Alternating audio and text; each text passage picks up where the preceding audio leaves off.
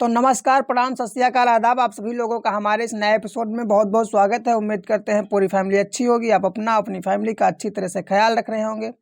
आज की जो कहानी है, आज की जो घटना है वो बहुत ही हैरान कर देने वाली है, क्योंकि आज की जो घटना है तो एक इस घटना के अंदर बताया गया कि और शिनाख्त की गई, तो उसमें ये भी सामने आया भी कि एक व्यक्ति को, जिसकी उम्र 55 साल है, उस व्यक्ति को कातिल ने मारने के लिए 72 गोलियां मारी।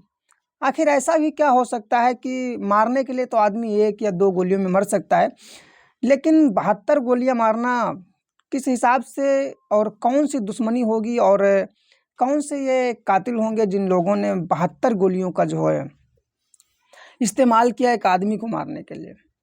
ये घटना दिल्ली के फतेहपुर बेरी पुलिस स्टेशन की है, जहां पर सुबह सुबह एक कंट्रोल रूम में फ़ोन आता है और फ़ोन से बताया जाता है कि एक व्यक्ति है जो आया नगर का इलाका है वहीं का, और उस इलाके का रहने वाला है, और वो आया नगर फेज़ 5 का रहने वाला है। और लगभग 6 साढ़े 6 बजे फ़ोन आया पुलिस के पास कि कंट्रोल रूम को कि यहाँ पर किसी व्यक्ति को गोली मार दी गई है और कत्ल कर दिया गया है। तो पुलिस ने उससे पूछताछ की फ़ोन पर ही कि आप कहाँ से बोल रहे हैं, मारने वाले कौन हैं, अभी हैं या चले गए हैं, ऐसी बातें जब पुलिस पूछने लगी तो उसने कहा कि मुझे ऐसा कुछ नहीं मालूम है, बस ये मालूम है कि वो एक व्यक्ति यहाँ पर पड़ा हुआ है जिसकी मौत हो गई है और उसे लगता है गोलियों से मारा गया है। और उसके बाद में वो फ़ोन काट देता है। कंट्रोल रूम से तुरंत ही आया नगर को जो पुलिस स्टेशन है वहाँ पर फ़ोन जाता है। फ़ोन जाने के बाद में जो पीसीआर गाड़ी होती है थाने से तुरंत निकलती है और उस जगह पर पहुँचती है। तब तक देखते हैं कि काफ़ी भीड़ लग चुकी थी, क्योंकि वहाँ पर तमाम सारे लोग उपलब्ध थे और किसी के बस की बात नहीं थी कि उस लाश के कम से कम 10 मीटर अंदर जा सके, क्योंकि लाश को दूर से देखने के बाद ही लग रहा था कि लाश के बिल्कुल चिथड़े उड़ा दिए गए हैं। अब पुलिस जब देखती है तो पुलिस भी काफ़ी दूर रुक जाती है, क्योंकि आगे जाने की हिम्मत नहीं जुटा पा रही थी पुलिस, क्योंकि पुलिस के अंदर भी उस लाश को देख पाने की जो क्षमता थी वो बहुत धीरे धीरे कम हो चुकी थी, क्योंकि लाश के जितनी नज़दीक जा रहे थे लाश को देख देख करके बहुत ही हैरान थे। आखिर उस लाश के ऐसे कोई भी अंग नहीं थे, ऐसा कोई भी हिस्सा नहीं बचा था जहां पर गोलियों से वार ना किया गया हो। और जैसे कहते हैं कि तमाम सारी फिल्में या ऐसी चीज़ें होती हैं जो गैंगस्टर वाली, उसमें ये होता है कि मतलब छलनी कर देना, लाश को बिल्कुल छलनी कर दिया गया था। पुलिस उसके जब जिस्म को और उसके बॉडी को उठाती है तो उसको उठाने लायक नहीं थी। जैसे तैसे पुलिस उस बॉडी को उठवाती है, उठवाने के बाद में पोस्टमार्टम के लिए भेजा गया। और पुलिस ने जब वहाँ पर देखा जो खाली कारतूस के डिब्बे थे, वो 72 डिब्बे मिलते हैं। जो खाली कारतूस के खोखे थे वो 72 थे। पुलिस और जो वहाँ के लोग थे इस बात को जान करके, समझ करके सबके सब हैरान थे कि आखिर कत्ल करने वाले ने इतनी गोलियां मारी तो क्यों मारी। और आमतौर पर अगर मान लो कि कोई प्रोफेशनल किलर है, सुपारी किलर है, उससे भी अगर पैसे दिए जाते हैं तो वो भी सिर्फ जान लेने का काम करता है, लेकिन 72 गोलियां। अब ये भी बात थी कि सुबह का समय था और ये कम से कम 15 से 20 मिनट के बीच का समय रहा होगा जब गोली चली, और इतनी देर में 72 गोली मारना, इसका मतलब ये था साफ साफ कि वहां पर एक नहीं 2-4 लोग होंगे जो उस व्यक्ति को गोलियों से मारा होगा। जब पुलिस ने बॉडी उठाई और हॉस्पिटल भेजा कि उसका पोस्टमार्टम हो सके, तो पोस्टमार्टम के लिए जब लाश गई तो डॉक्टर भी हैरान कि आखिर इस बदन में कैसे चेक किया जाए, क्या किया जाए। लेकिन उसका थोड़ा मुश्किल था पोस्टमार्टम होना, क्योंकि बहुत सारी गोलियां, तो कम से कम 48 घंटे तक उस पोस्टमार्टम को किया गया। अमूमन तौर पर बराबर वो चलता नहीं रहा, लेकिन यह है रुक रुक करके उस पर जो है जांच चलती रही, छानबीन चलती रही, उस पर काम करते रहे डॉक्टर। 48 घंटे के बाद में ये रिपोर्ट आई कि उसे 69 गोलियां मारी गई। 69 गोलियां मारी गई थी, लेकिन जो बताने में थी वो 72 थी। तो 3 गोलियां जो थी वो उसे लग नहीं पाई और वो आसपास में चली गई। लेकिन अब इस 69 गोलियां मारने वाला शख्स आखिर कौन था, पुलिस और जनता वहाँ की सब हैरान थी जब पता लगाया गया कि ये व्यक्ति कौन है। तो पता लगा कि इन व्यक्ति का जो नाम होता है वो रतन लोहिया होता है और ये आया नगर के रहने वाले हैं और यहीं पर ये अपना म्यूजिक वीडियो बनाने का काम करते हैं। इनके बैकग्राउंड के बारे में पुलिस पता लगाती है कि आखिर 72 गोलियां मारा इस किसी ने तो मारा क्यों, आखिर क्यों। जब पुलिस ने पता लगाने की कोशिश की, बैकग्राउंड खंगाला गया इनका, तो पता लगा कि इनका बैकग्राउंड कोई ऐसा नहीं है जो किसी से काफ़ी दुश्मनी रही हो और कोई बहुत बड़ी आमतौर पर दुश्मनी थी भी नहीं, क्योंकि ऐसा कोई काम भी नहीं कर रहे थे। लेकिन जब बहुत ज़्यादा बैकग्राउंड खंगाला गया तो फिर परिवार के बारे में इनके पता लगाया गया कि परिवार कैसा है और क्या चल रहा है। परिवार के अंदर कोई जातीय दुश्मनी या काफ़ी समय से या बच्चों में ऐसी कोई दुश्मनी। तो पता लगा कि इनके 2 बेटे हैं, एक बेटा फॉरेन में रह कर के पढ़ाई कर रहा है विदेश में और एक जो लड़का है वो इस समय जेल में है। और जेल में इसलिए है क्योंकि उसने एक अरुण नाम के व्यक्ति का कत्ल कर दिया है।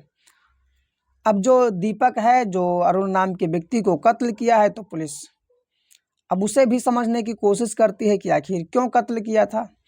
तो बताया जाता है कि उसने एक जो अरुण कुमार का जो कत्ल किया था वो इसलिए किया था क्योंकि अरुण कुमार और ये दीपक कभी एक बहुत अच्छे दोस्त हुआ करते थे और ये साथ में बिजनेस करते हैं।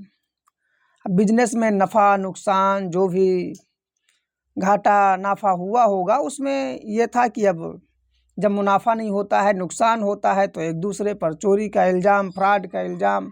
अब इन दोनों के बीच में फ्रॉड और चोरी को लेकर के चीज़ें सामने आई। तो इस बात को लेकर के अरुण ने जो दीपक है उसे अपने दोस्तों के साथ मिल करके बहुत मारा, बहुत पीटा, यहाँ तक कि उसे अधमरा करके छोड़ दिया।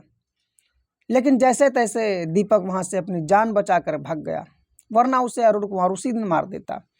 और वो अपनी दवाई पानी करवाता है, बाद में अपने चोटों से उभर ही रहा था कि अरुण कुमार का फ़ोन और उसकी जो उसके पीछे साजिश, अब ये चीज़ मतलब अरुण कुमार का सीधा मतलब कि वो उसकी जान ले लेगा, मार देगा उसे, जान से जीने नहीं देगा इस दुनिया में।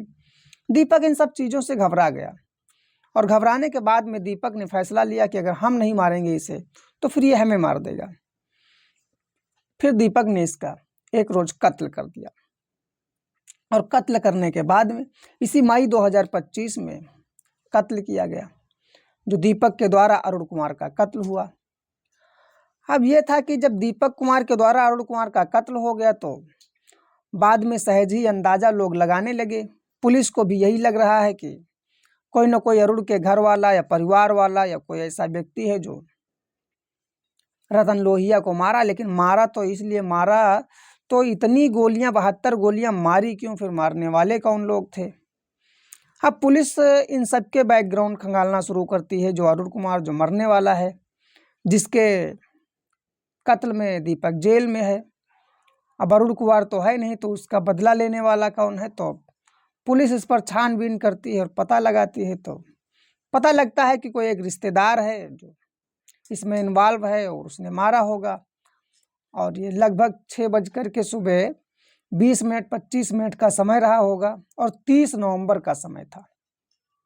30 नवंबर 2025 इसी साल की बात थी कि 30 नवंबर 2025 जब पता लगाया गया कि रतन लोहिया कहाँ थे और क्यों, तो पता लगा कि रतन लोहिया सुबह उठ करके डेयरी पर दूध लेने जा रहे थे। और जब सीसीटीवी फुटेज और ये वो तमाम चीज़ें खंगाली गई तो पता लगा कि एक ब्लैक एक्सयूवी से 4-5 लोग रतन लोहिया के कुछ दूर पर आकर के खड़े होते हैं और वो पहले से इंतज़ार कर रहे थे, क्योंकि उनको मालूम था कि वो दूध लेने जाएगा। तो और 4-5 लोग वहाँ पर पहले से खड़े थे और सबके सब लोगों ने उस पर गोली चला दी। गोली चलाने की वजह से इतनी गोलियां मारी कि 72 गोलियां लगी और उसके बाद वो लोग वहाँ से चले गए। नंबर प्लेट और गाड़ी की वजह से उन लोगों तक पहुँचने की कोशिश की पुलिस ने, लेकिन अभी कोई सफलता नहीं मिल पाई, क्योंकि जानकारी पूरी तरह से प्राप्त नहीं हुई। बस ये है कि उस पर छानबीन इन्वेस्टिगेशन चल रही है, कब कैसे कौन से लोग मिलते हैं नहीं मिलते हैं। लेकिन ये तो ज़रूर है कि ये दुश्मनी जो हुई वो दीपक और अरुण के बीच एक दो परिवारों के बीच में बहुत बड़ी दुश्मनी है, बहुत बड़ी तगड़ी तनातनी हो चुकी है कि ये कई जगह पर साउथ दिल्ली में देखा जाए तो कई जगह पर ऐसी चीज़ें हो रही हैं कि परिवार के एक न एक व्यक्ति की लगभग मौत होती रहती है और कत्ल होता रहता है, क्योंकि दुश्मनी जब बढ़ जाती है। इस केस में भी ऐसी ही है, क्योंकि कई लोग ये बात भी करते हैं कि जब दीपक और अरुण में दुश्मनी थी तो दीपक ने अरुण का कत्ल कर दिया, या अरुण मतलब जिंदा होता तो दीपक का शायद कत्ल कर देता, लेकिन उसके बाद में उन सब परिवारों के बीच में एक बराबर हो गया मामला। अब पिता का कत्ल करना है, उसके भाई का कत्ल करना, ये ज़्यादा ठीक नहीं है। ऐसी दुश्मनी ठीक नहीं रहती है, लेकिन अब बदले की भावना से अगर ऐसे ही चलता रहा तो आने वाले समय में तमाम सारी ऐसी घटनाएं होंगी जिनका नहीं होना चाहिए, क्योंकि जहां तक घटना हुई बस वहीं पर रुक जानी चाहिए। पुलिस इस पर अपनी तरह से कार्रवाई कर रही है, जांच कर रही है, छानबीन कर रही है। जो दोषी पाए जाते हैं उनके खिलाफ एक्शन लिया जाएगा और उन्हें पकड़ करके जेल भेजा जाएगा। लेकिन अब जब तक नहीं हो पा रहा है तब तक वो आज़ाद है। तो कहीं ना कहीं ये जो रास्ता है जो क्राइम का, वो आपस में गलती अरुण से और दीपक से, दोनों से हुई, जिसकी वजह से एक कत्ल हुआ और उसके बाद में जो उसके बदले की भावना और दुश्मनी के जो एक रंजिश चली, उसकी वजह से रतन लोहिया का जो कत्ल हुआ।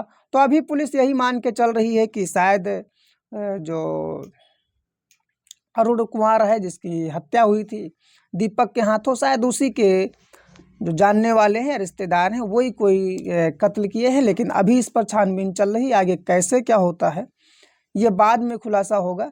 लेकिन अमूमन ऐसा नहीं होना चाहिए था, और इतनी बड़ी रंजिश की 72 गोलियों से किसी आदमी को भून दिया जाए, ये कहीं ना कहीं सोच से बाहर है चीज़ें। तो अब इस पर जैसे ही पुलिस अपनी कार्रवाई करती है और जैसे ही इन सब सबूतों को और कड़ियों को जोड़ करके जब पता लगाया जाएगा कि कौन कातिल है, किसने मारा है और इसके पीछे कौन सी गुत्थी है जो अभी तक सुलझ नहीं पाई है, तो वो जैसे अपडेट मिलता वैसे आप लोगों को बताएंगे। लेकिन तब तक के लिए आपके मन में जो भी इस घटना को लेकर के आया हो, कमेंट में अपनी राय ज़रूर दे सकते हैं। वीडियो अच्छा लगा हो तो लाइक कर दीजिएगा, चैनल को सब्सक्राइब कर लीजिएगा।